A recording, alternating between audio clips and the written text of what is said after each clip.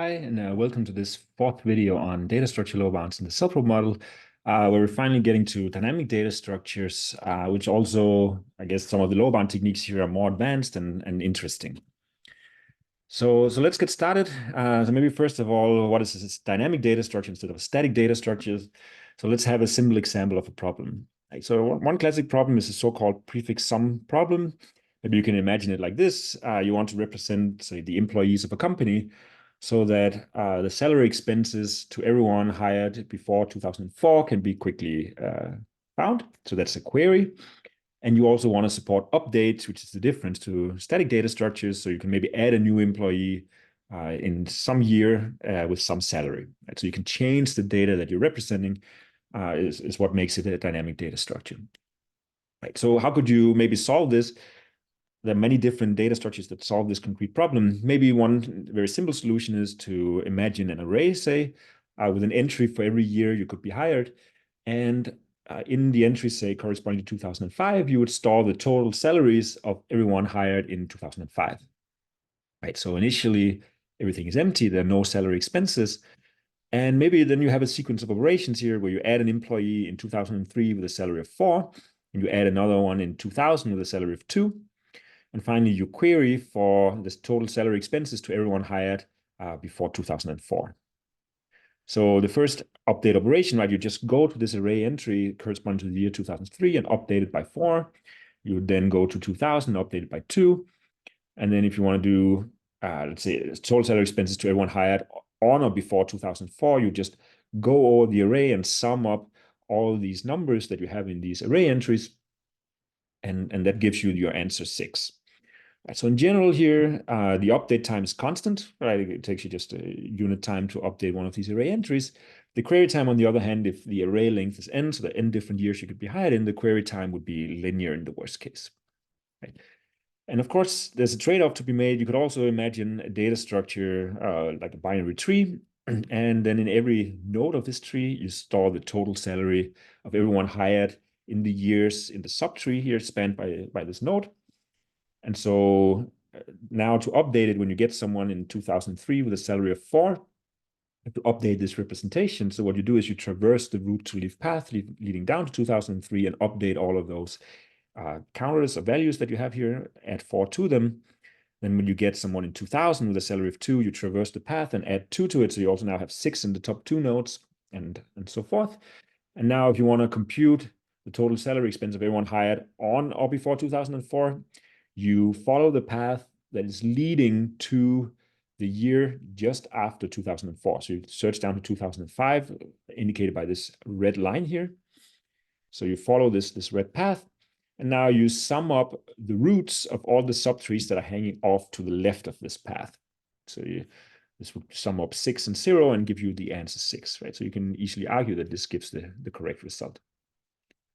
And so here, really the update time, I guess, is the height of the tree, log n, maybe +1, and the query time is like log n. So both are order log n, and you can see here it's a trade-off between the update time and the query time, where you have in one end, you can actually have very fast updates of constant time, but query times are linear and so on.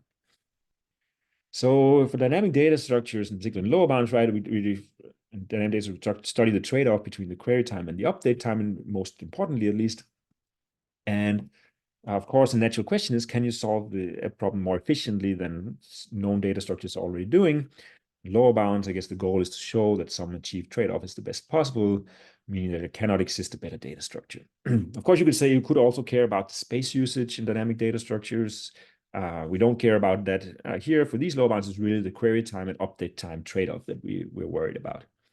Okay. So what we'll try to do in this video here is we'll try to address the question, how do we prove lower bounds for dynamic data structures? Right. And to answer this, I guess we have to adapt the CellProbe model that we studied in the previous lecture videos to also handle the dynamic case here instead of just static data structures.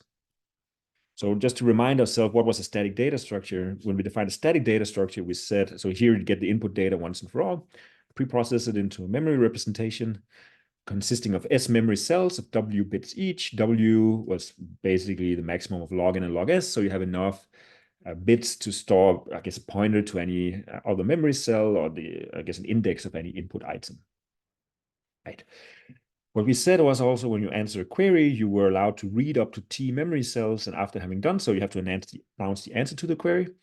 And we assumed that we had enough registers to remember everything we've seen, and also the cell that we reach at any step may depend arbitrarily on the query itself and the contents of previously read cells. And when we go to dynamic data structures, there's only very little changes here. It's still a collection of memory cells. We don't care about the space anymore, so the S is not really a parameter.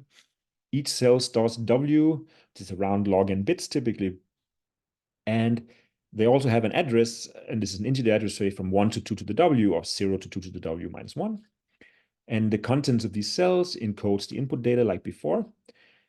And when we answer queries, it's still the same as before. You're allowed to read up to TQ memory cells. So TQ is now the query time, and announce the answer based on the contents. And this is the same as it was before. The interesting thing is that we also have updates to support. And when you're doing updates, what we allow is that you're allowed to read and modify up to TU memory cells. To TU is the update time. And again, we assume that you can basically remember everything you've seen while you're doing the update, and you can, the cell that you choose to modify and read in every step, again, can depend arbitrarily on the update itself and everything you've seen so far. Right. And so similarly to the static data structures, we can make it formal if we want to. If we want to define it formally, then we represent the update procedure as a depth TU decision tree for each update. Each of the internal nodes are annotated with a cell address, right? So this is basically the cell that you want to read. And then it could also be annotated with an override value. So you can see some of the cells here are annotated with 1, 1 or 1, 0, meaning that I want to read the cell, and then I also want to override its contents with what is stored in this bit stream. Right. So, and finally, all the edges are annotated with cell contents as well. And the way that it works, the update algorithm is basically you start at the root, and then whenever you're at an internal node, you read the cell with the address corresponding to this node. If it has an override, you override the contents of that cell by this X value that is written on the node. And then afterwards, you descend into the child, where the edge matches the old contents of the cell that were there before overriding it. So that's a way to formalize it, but we will not be that detailed in the rest of the lecture, but it can be made formal if you want to. Right? And you're allowed to have one of these trees, a separate decision tree for every possible update that you could perform in this data structure problem. Okay. So slowly in the next couple of videos, we'll go over all the kind of the different techniques that have been invented for proving dynamic lower bounds in the subprobe model. We'll focus on those techniques that kind of broke the barriers and allowed us to prove even stronger lower bounds. So the first one here dates back to the late 80s by Fredman and Sachs, who basically developed a technique that can prove that the maximum of the query time and the update time in a data structure problem is at least log n divided by log n. And here we're again, similar to the static case, when we're doing our comparison, we're looking at problems with polynomially many queries compared to the update sequence length. N to the C, N is basically the length of the update sequence. It's the number of queries is polynomial in this, and also the word size, the number of bits in a cell, we assume is theta log n for this comparison that we're going to do here. Right. So this video, the rest of this video will go over Fredman and Sachs's technique for proving these log n over log n lower bounds. And the later techniques we'll see are kind of building on top of this technique as well. Okay, so this technique is known as the chronogram technique. I'll try to motivate it again from this prefix sums problem that we saw before, and then I'll give a concrete proof for a different problem afterwards.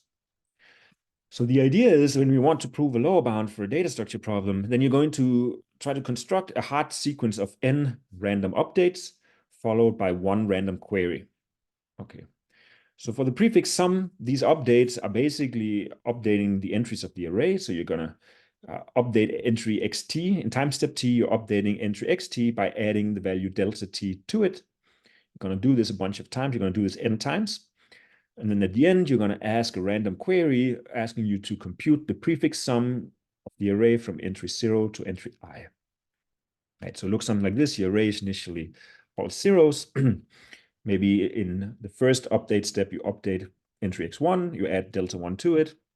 Maybe you add delta 2 to entry x2, add delta n to entry xn in the nth update step. And then at the end, you ask a random prefix query, and you need to sum up all the values in these entries. Here's the delta 2. So basically, you can think of it as, if we look at time here on the x-axis, we have all these update operations happening one at a time. And then after all these n operations, you ask this one query here represented by the green dot at the end. Okay. Now, the key idea in that technique is to take this sequence of updates and divide it into so-called epochs. So we're going to have a bunch of epochs, and we're going to index these epochs by numbers from 1 to log base beta of n, for some parameter beta that we'll specify later.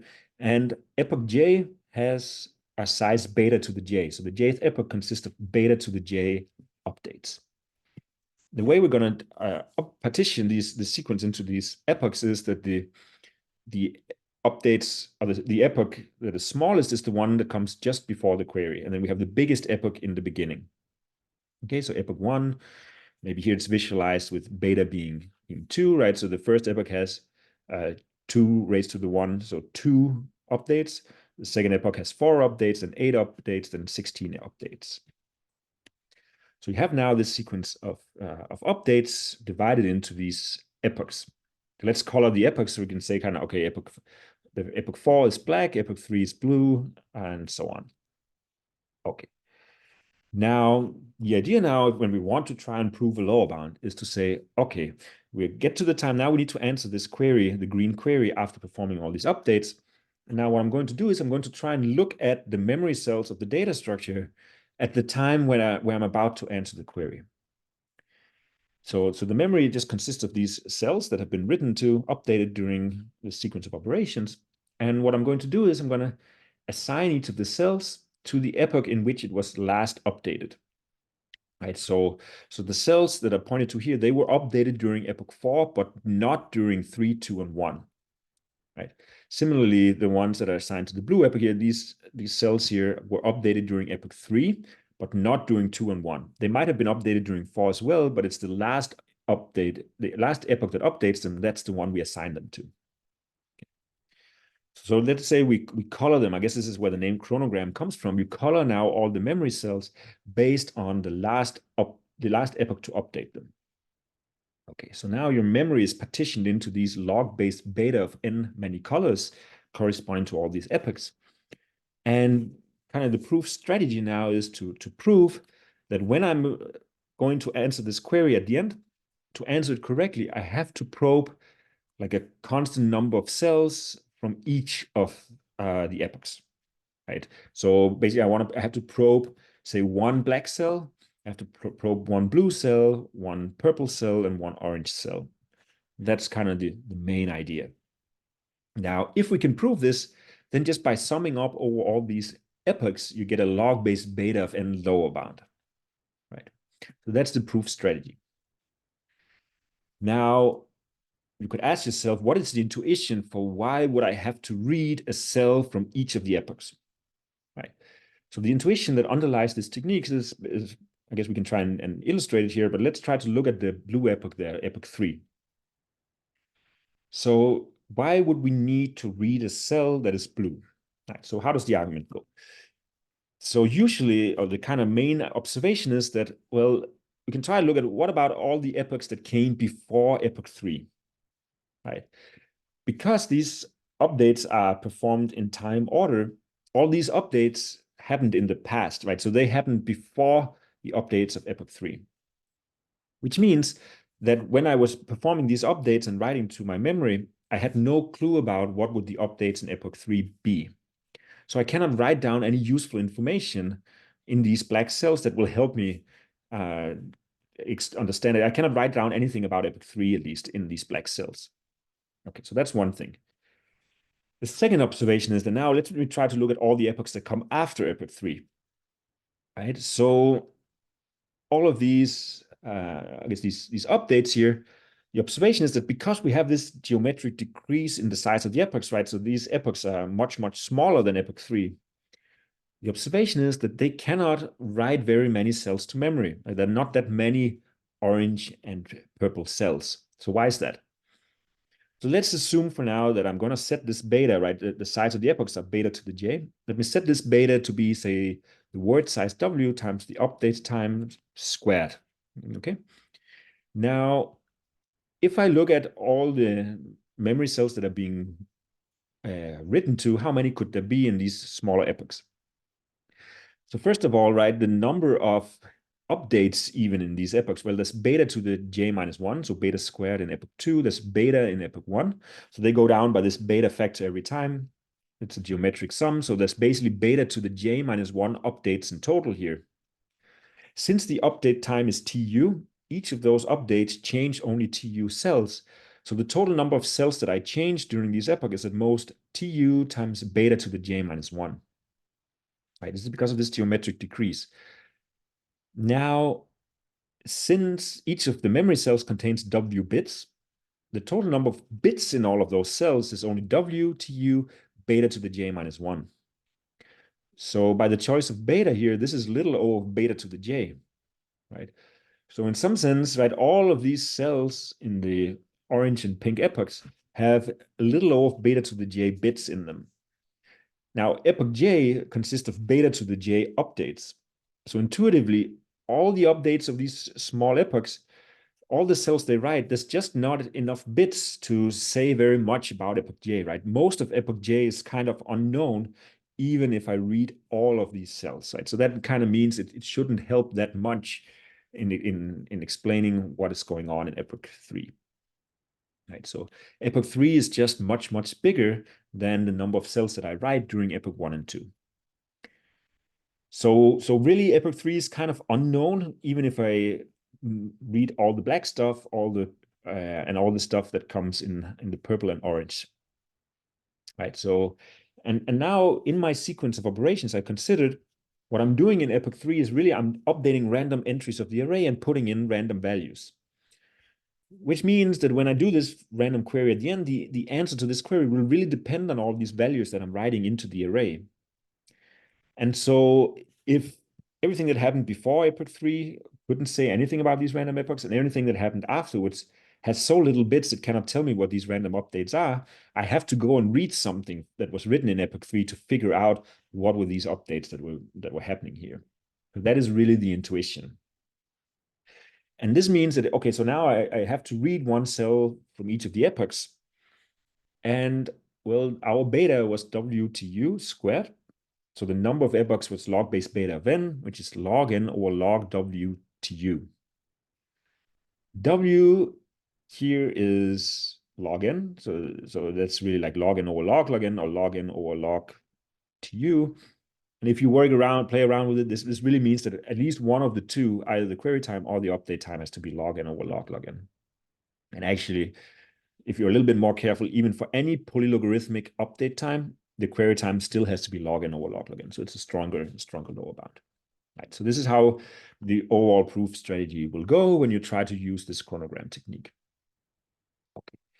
But this was all hand wavy, right? So let's try and do it in full details, right? And actually formalize this idea of cells in the past, cells in smaller epochs, and so on, and try to actually derive a lower bound.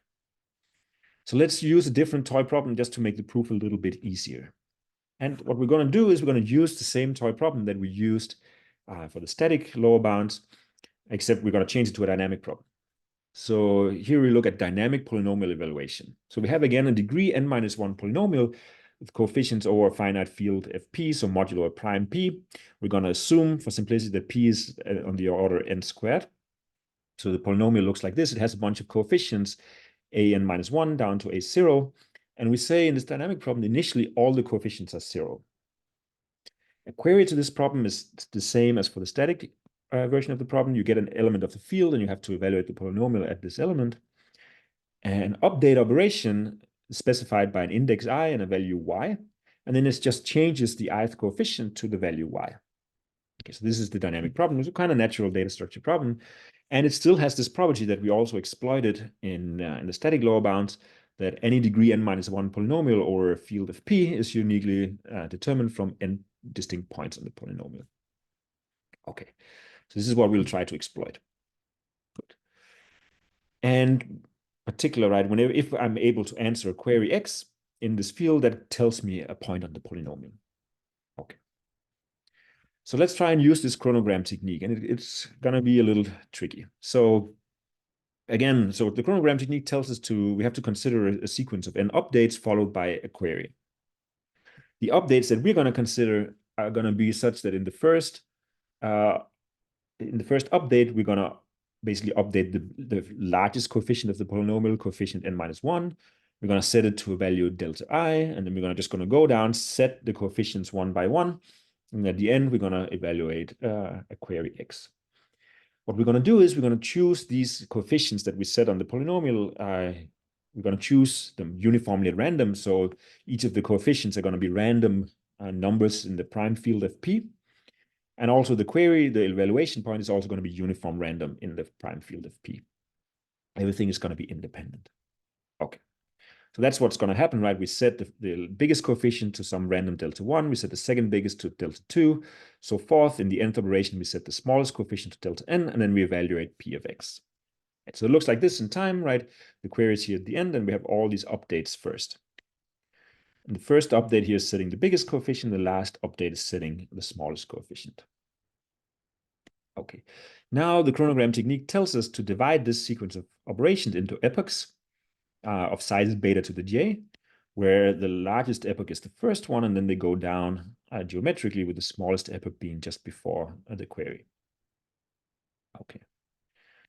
So basically you can see that in I guess the biggest epoch you're setting all the large coefficients, and in the next one we're setting the next batch of coefficients and so forth until you're setting the smallest coefficients in the last epoch. So we color them now. Let's just color all the updates of each of the epochs with different colors. And then you can kind of see also that the polynomial here is really setting all the big coefficients in epoch 4, right? And we're setting the next one in epoch 3 and so forth. Okay.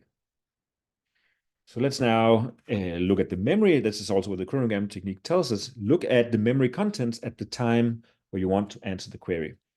And color each of the cells or assign them to the epoch in which it was last updated, right? So these are the cells that were updated during epoch 4, but not during 3, 2, and 1. Say these are the cells updated during epoch 3, but not during 2 and 1. They could have also been updated during 4 and then overwritten, and so forth. So they're colored now. And now our goal is to prove that when you answer this random query at the end, we have to prove like a constant number of cells from each of these epochs. Okay. So we have to do one black cell, one blue cell, one purple cell, and one orange cell. And that will give us our lower bound. So how can we prove this? So let's try and prove it for epoch J. We want to prove that you have to probe, say, a constant number of cells from epoch J. And the exact formulation is as follows. Let's assume that the random query at the end probes less than 1/8 cells in expectation from epoch J. When I say expectation here, there are two sources of randomness. One source of randomness is what the data structure does, if it's a randomized data structure. If it's a deterministic data structure, I guess this source is gone. But also the random parts are also, there's the update sequence and the query itself. Right? So this is the expectation over all of these things. We want to prove that this random query probes, I guess we're assuming for contradiction that it probes less than 1/8 cells in expectation from epoch J. And then we want to show that this assumption leads to a contradiction. And the way we're going to do this is to give an encoding argument similarly to the static data structure lower bounds. We're going to use these encoding proofs to derive a contradiction now. We're going to basically come up with a too good to be true encoding based on this assumption. Okay.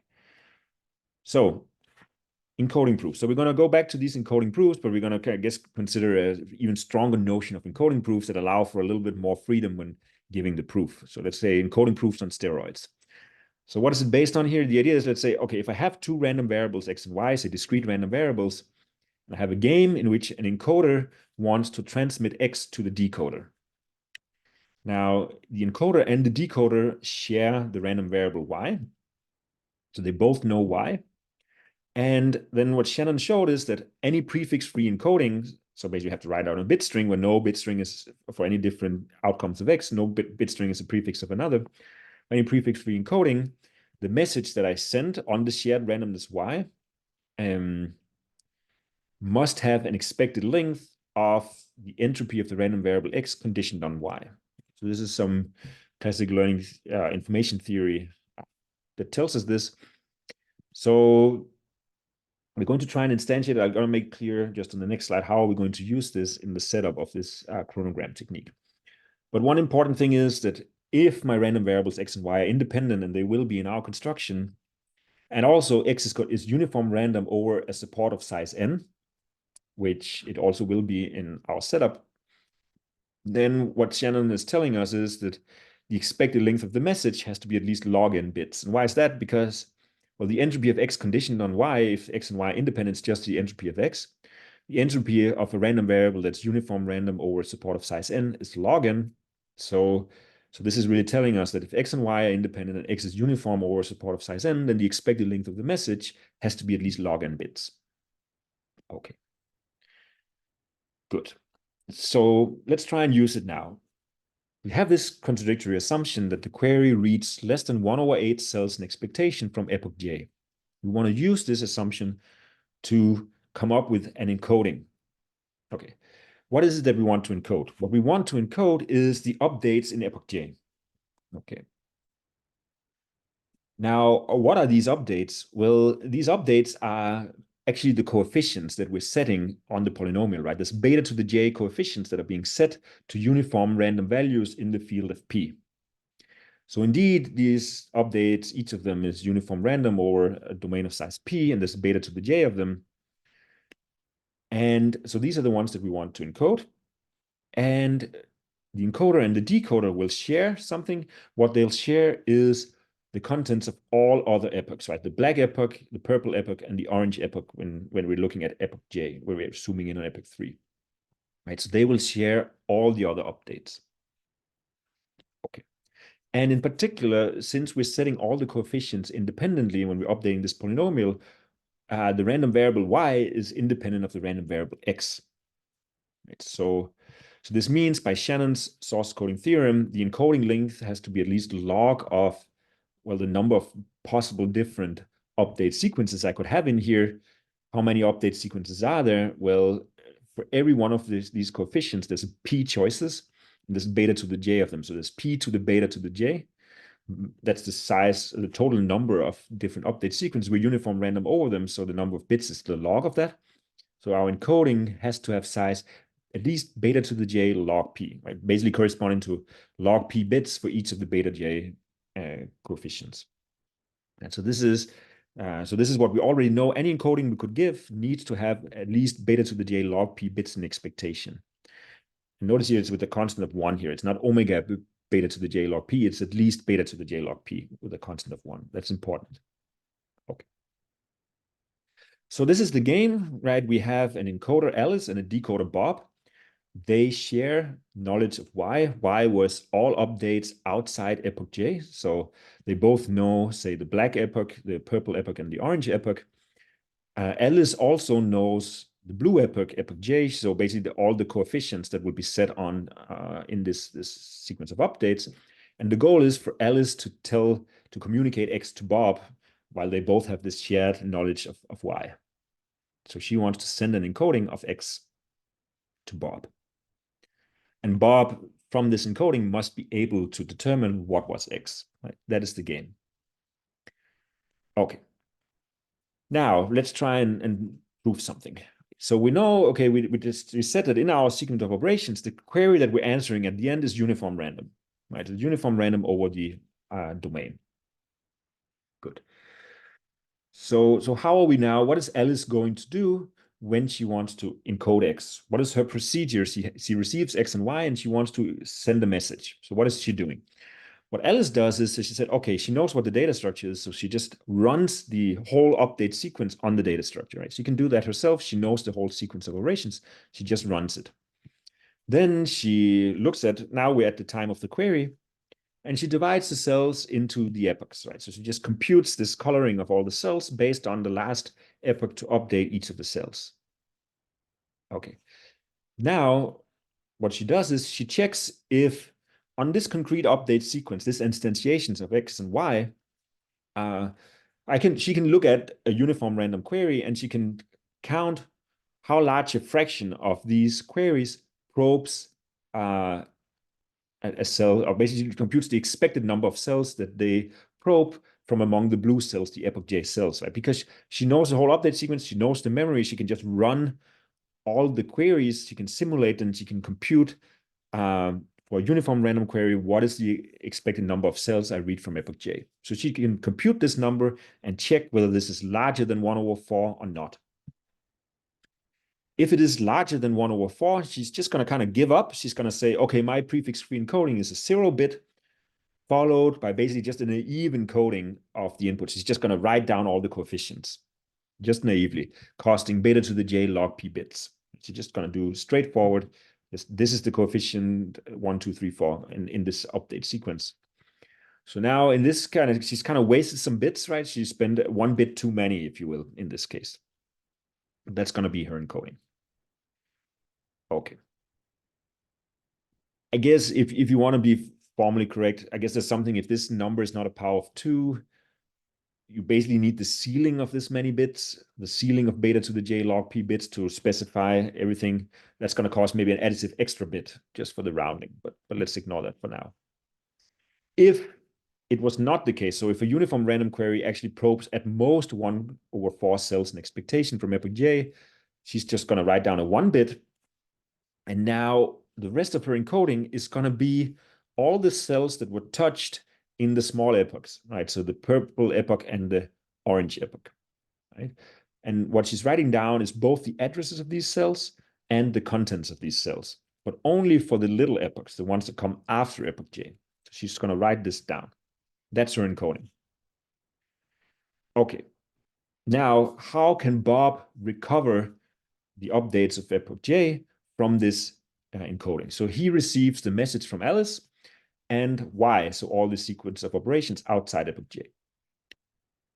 He checks the message and says, oh, if the first bit is a 0, then we know that Alice sent this naive encoding, and it's just trivial to figure out what is X, right? He just reads it off from the rest of the encoding, and he's done. So that is easy. Now, if the first bit is a 1, it gets more complicated, because now what he's going to do is, so first what he's going to do is he's going to say, okay, from Y, Bob knows all the updates that happened before epoch J. He also knows the ones that happens after, but in particular, he knows the ones that came before epoch J. So what he can do is he just runs the data structure until epoch J is about to start. Okay, so he's now run all these updates. That gives him some memory contents. And I guess the cells are kind of colored by which epoch has updated them. Some are black. Maybe there have been more epochs. You could also have other colors. But basically, he only knows what has happened up till when epoch J is about to start. Now, from the message, he is also told how are the cells changed during the little epochs that come after epoch J. So he can kind of update and correct the memory cells by saying, oh, these were the purple cells and these were the orange cells when we got to the time of the query. Okay. Now, of course, there's some blue cells that he has missed, right? Stuff that might have been updated before epoch J, but then are overwritten during epoch J. Stuff that is colored blue during epoch J, but it's not updated again in the little epochs. Okay, so he has some kind of incorrect picture of what the memory looks like at the time of the query. Okay, but he's just going to ignore that this representation is incorrect. And now he's going to run the query algorithm on every possible query in the input domain, like all the numbers from 0 to p-1. He's just going to run the query algorithm of the data structure, and he's just going to pretend that this memory is correct. It's not right because there's some blue cells that are missing, but he's just going to pretend it's correct, run the query algorithm, and get out some answers. And now he has this whole sequence. He has p different answers, right? One for every possible queries. And now, because it doesn't matter how slow Bob is, he's just going to run over all possible polynomials, like every possible polynomial, degree n-1 polynomial. And he's going to, for each of them, he can check how many of these answers do I agree with? Like how many of these answers that I computed are correct for me? And he's going to output the polynomial that agrees with the most queries. Okay, so that's his decoding. Now we would like to argue that this decoding is correct. Or basically, he's going to find this polynomial that agrees with the most queries, and then he's going to look at the coefficients of that polynomial, and he knows he knows which coefficient corresponds to epoch J, and he's just going to take those and output them. That's his recovery of x, right? It's x that he has to recover. It's not the full polynomial, but if he has the full polynomial, he can find the coefficients that corresponds to the updates of epoch j. Right? So what remains to be argued is that indeed this actually finds the correct polynomial p, because then it's also the correct x that we get out. Okay, so this is just the procedure. Let's try and argue that that we actually get kind of the right polynomial p, because the correct memory might have some of these black cells should have been updated to some new contents during the blue epoch j, right? So something is wrong. But the observation is that if Bob is trying to answer a query, when he's simulating all these queries, trying to answer all of them, a query X will only be answered incorrectly if it actually read one of those blue cells, right? Otherwise, the whole simulation, the memory is correct, and he will get the right answer. Okay. But since the expected number of, if we looked at a uniform random query, the expected number of probes into the blue cells was at most 1/4 when we received this particular message from Alice, it means that, well, at most 1/4 of all the queries will read anything, will even read a single cell from in here, right? So at most p/4 of the queries that Bob is simulating read anything from the blue epoch, which means that at least 3/4 of all the queries are actually being answered correctly by Bob, right? He outputs at least 3/4 of p many correct answers. Okay. And now we want to say that basically the polynomial p that agrees with the most of all these answers that have been output has to be the correct polynomial p. So why is that? So at least 3/4 of all possible queries are answered correctly. So we know that the correct polynomial p agrees with at least 3/4 of all the answers. Right, that's trivial. Now look at any other polynomial p prime, any incorrect polynomial. What do we know? We know that p prime and p can agree on at most n-1 answers. This was this property that any degree n-1 polynomial is uniquely determined from endpoints in the polynomial. So p prime and p can agree on at most n-1 answers. Okay. So how many correct, in our simulation, how many of those answers that we computed could be correct for p prime? Well, basically, there's these p/4 of the queries where we made a mistake. It could be that p prime is correct on all of those p/4. Okay. It could also be that on the 3 p/4 queries that are actually being computed correctly, they all agree with p. We know that p prime can only be correct on, I guess, less than n of them, at most n-1 of those. So the total number of places where p prime can be correct among all these queries that we computed in our simulation, but that Bob's did, it can be at most p/4 plus n many queries that they answer correctly. P was chosen to be like n squared. So this is much less than 3 p/4 of the answers. And this holds for any wrong polynomial p prime. So it means that actually Bob will choose the correct polynomial p based on this encoded message. Right. So really, Bob manages to correctly output the coefficients corresponding to epoch j. And this was our encoding procedure, right? We just checked whether this uniform random query probes more than 1/4 cells in expectation from epoch j. And if yes, we write down some naive encoding, and otherwise we write down all these cells in the little epochs. Okay. Now let's try to derive now the contradiction, because now we have an encoding. Let's try and understand what is the expected length of this message that we're sending. Right. So how long is our message? So let's say, we know we do 2 different types of encodings, right? So let's say A is the event, that this uniform random query, that if we look at a uniform random query on this update sequence x, y, let's A be the event that uniform random query probes more than 1/4 cells in expectation. Okay. Then what is the expected message length? And here I'm assuming that the size of these epochs go down by at least a factor 2 every time. Well, okay, so we had 1 bit first, that's this 0 or 1 bit that's telling us, are we doing an naive encoding or a fancy encoding?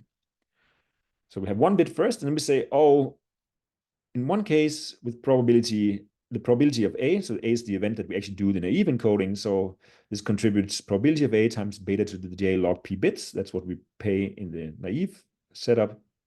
And with probability 1 minus probability of A, we do the fancy encoding. In the fancy encoding, we write down all the cells that were updated during all these little epochs. Well, in the i's of those epochs, there's beta to the I updates. They change at most TU cells each. So there's at most beta to the I TU cells assigned to that epoch.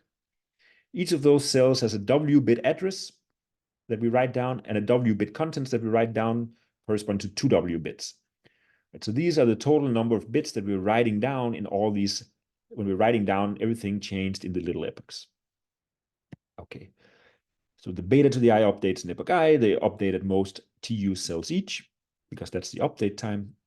And now, well, since beta is at least 2, this is, I guess, a geometric sum. It's dominated by twice the biggest term. So this is at most 2 times beta to the j minus 1, t times TU times 2 times W. Okay. Now, let's try and say we can choose this beta, like we could just decide how fast these epochs drop in size. And we want to reach a contradiction to this assumption up here that the query probes less than 108 cells in expectation. So let's try to derive a contradiction. We're going to set our beta large enough that this gives a contradiction. So let's see how. Let's going to set beta to be 8 TUW over log P. Because then what happens? Then if we insert this, you can see that what is written here, that beta to the j minus 1 TU 2W times 2, this is basically beta to the j divided by beta times 4 TUW. So if we insert this choice of beta, then this many bits over here, the 4 beta to the j minus 1 TU, is at most beta to the j log P over 2. Right? And we know that the total number of bits that are needed in any encoding was beta to the j log P.